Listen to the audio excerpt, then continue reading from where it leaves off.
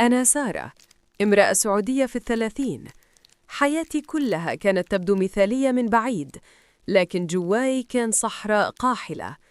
زوجي ملتزم، محترم، محافظ، لكنه مشغول دوماً.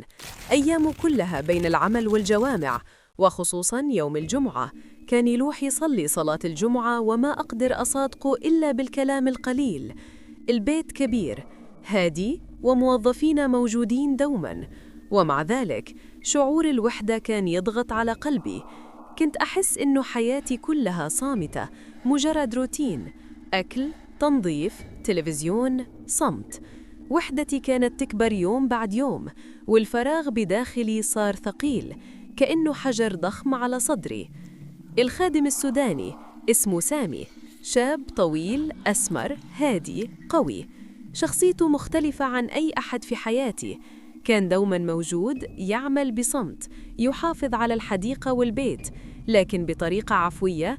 كنت أحس إنه يشوفني، يحس بي بطريقة غريبة تجعلني أرتاح وأتنسى كل شيء حوالي. في البداية مجرد كلمات بسيطة: كيف الجو اليوم؟ هل تحتاجين شيء في الحديقة؟ هل الورد يحتاج سقي؟ كلام بسيط، لكنه كان يحرك شيء داخلي، شيء غريب، شعور دفء لم أشعر به منذ سنوات. مع مرور الأيام صار حديثنا أكثر، صار يحكي عن أهله في السودان، عن حياته، عن صعوباته، وأنا صرت أحكي له عن وحدتي، عن شعوري بالملل، عن قلقي. شعور غريب، شعور لم أعرفه من قبل، شعور بأن هناك شخص يسمعني ويفهمني بدون حكم أو نصيحة، شعور يجعل قلبي ينبض بطريقة جديدة. كنت أراقبه من بعيد، كيف يتحرك، كيف يشتغل، كيف يبتسم أحياناً بطريقة خجولة. نظراته كانت مليانة صبر وقوة. شعور غريب، شعور يجعلني أحس إنني حية، شعور يجعل قلبي يشتاق، شعور أخاف منه لكنه يجذبني أكثر وأكثر. وفي يوم الجمعة زوجي ذهب للصلاة، شعور الحرية مؤقتاً ملأ البيت. كان شعور غريب، شعور خطر، شعور يشعل داخلي رغبة لم أستطع السيطرة عليها. سامي كان ينظف الحديقة، نظراته تصادف نظري، ابتسامة صغيرة، شعور شدني أكثر، شعور يجعل كل شيء ممنوع أكثر إثارة، شعور يجعل كل لحظة معنا مغامرة محفوفة بالخطر. قربت منه أكثر، تحدثنا عن الطقس، عن الزهور، عن الرطوبة والحرارة، وكل كلمة كانت تضاعف شعوري، شعور داخلي ما كنت أعرفه من قبل، شعور يجعل قلبي يختلط بين الخوف والرغبة، شعور يجعل كل شيء يبدو ممنوع، شعور يجعل كل شيء بداخلي يصرخ ويطلب، شعور يجعلني أعيش حياة جديدة لم أعرفها من قبل، شعور يجعل كل شيء بداخلي يصرخ ويطلب، شعور يجعلني أعيش اللحظة المحرمة، حتى لو كانت ممنوعة، حتى لو كانت مغامرة، حتى لو كانت الخطيئة تكلفني كل شيء.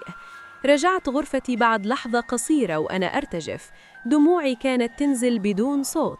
شعرت بالخوف، شعرت بالذنب، شعرت إنه أي خطوة خاطئة ممكن تدمر حياتي، تدمر سمعة زوجي، تدمر حياتي، تدمر كل شيء. لكن رغم كل هذا شعور الحب والخطر يزداد، شعور يجعل كل لحظة معه مشحونة بالعاطفة والرغبة، شعور يجعلني أعيش حياة جديدة لم أعرفها من قبل، شعور يجعل كل شيء بداخلي يتصارع، كل شيء بداخلي يصرخ ويطلب، شعور يجعلني أعيش اللحظة المحرمة، حتى لو كانت ممنوعة، حتى لو كانت مغامرة، حتى لو كانت الخطيئة تكلفني كل شيء.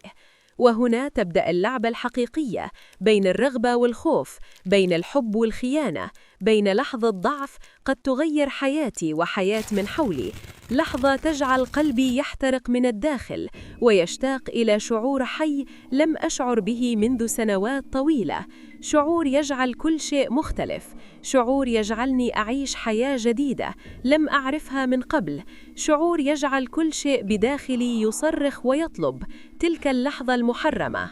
بعد اللي صار في يوم الجمعة حياتي كلها صارت متقلبة. قلبي صار مسرح لمشاعر مختلطة بين الرغبة، الخوف والخيانة. كل مرة أراه فيه، كل مرة يتحدث معي، شعوري يزداد قوة، شعور خطر، شعور ممتع، شعور يجعل قلبي يشتعل من الداخل.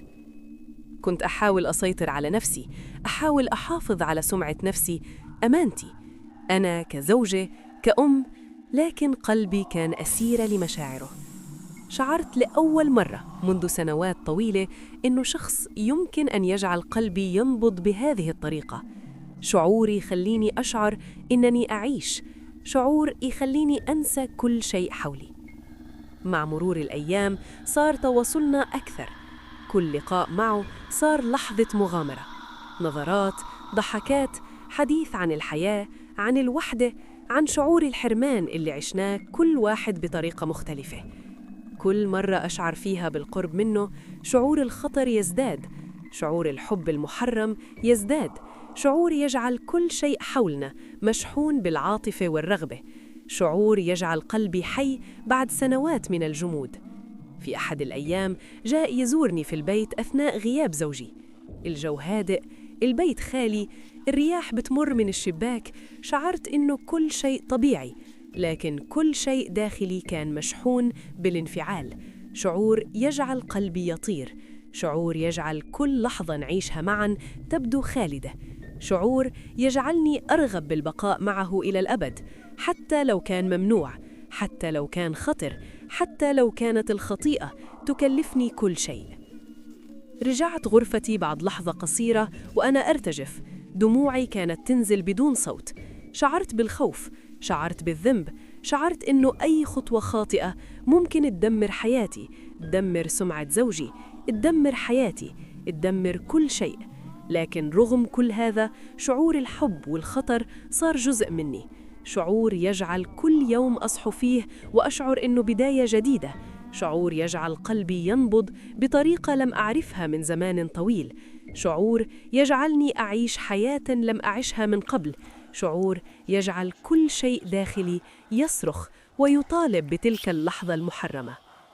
وهنا تبدأ المرحلة الحقيقية، بين الرغبة والخوف، بين الحب والخيانة، بين لحظة ضعف قد تغير حياتي وحياة زوجي، لحظة تجعل قلبي يحترق من الداخل ويشتاق إلى شعور حي لم أشعر به من سنوات طويلة، شعور يجعل كل شيء مختلف، شعور يجعلني أعيش حياة لم أعرفها من قبل، شعور يجعل كل شيء داخلي يصرخ ويطالب بتلك اللحظة المحرمة.